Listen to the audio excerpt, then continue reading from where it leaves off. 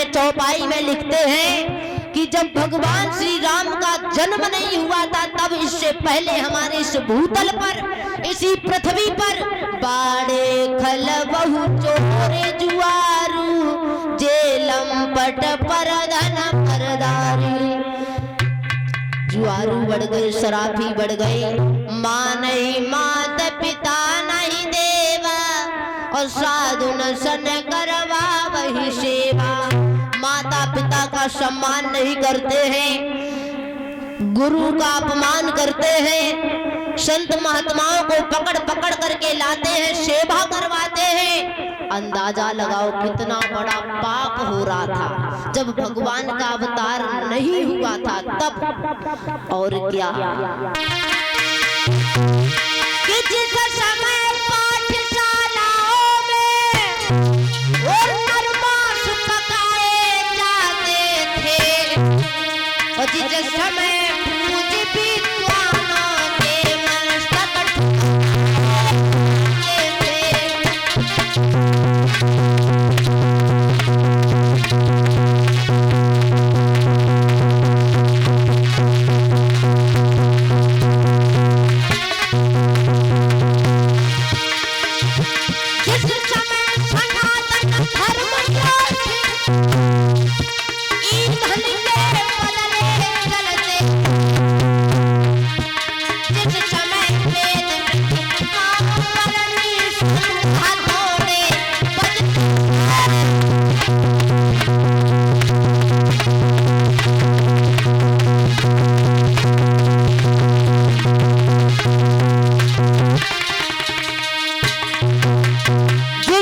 पाठशालाओं में पढ़ाई नहीं होती थी, नरमांस पकाए जाते थे, विद्वानों के मस्तक ठुकराए जाते थे।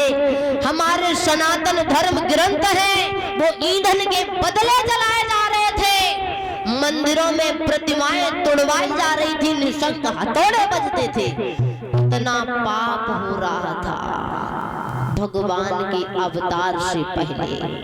श्रोता बंधुओं, सभी देवता परेशान हो गए। पृथ्वी गाय का रूप धारण करके देवताओं के पास में जाकर के रोने लगी, प्रभु मेरी सहायता करो, पृथ्वी पर इतना बड़ा पाप और अत्याचार हो रहा है, अधर्म हो रहा है। तो सभी देवता ब्रह्मा जी के पास में पहुंचे और रोने लगे हैं। ब्रह्मा जी ने जवाब दिया है, देवताओं तुम मेरे सामने मत रो, हम तुम्हारे दुख को, हम तुम्हारे पीड़ा को समझते हैं, लेकिन हम कुछ कर नहीं सकते हैं। उन्हीं भगवान विष्णु के पास में जाइए जिन्होंने तुम्हारे वक्त वक्त पर आंसू पोंछे और अपने गले से लगाया है। अपने दुख को, दर्द को उन्हीं के सामने हो जाकर।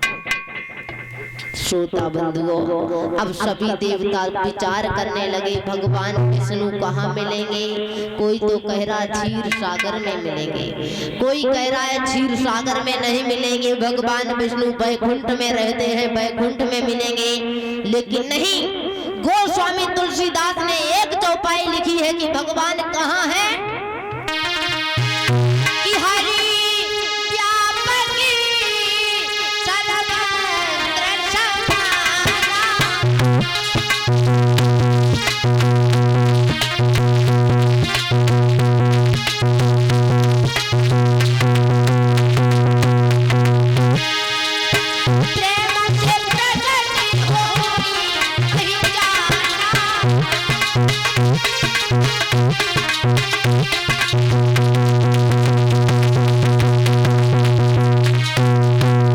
बाबा तुलसीदास चौपाई में लिखते हैं कि हरि व्यापक सर्वस्त्र समाना, प्रेम से प्रकट होई मही जाना।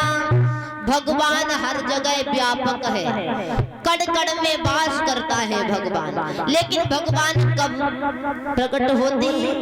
प्रेम से, भाव से।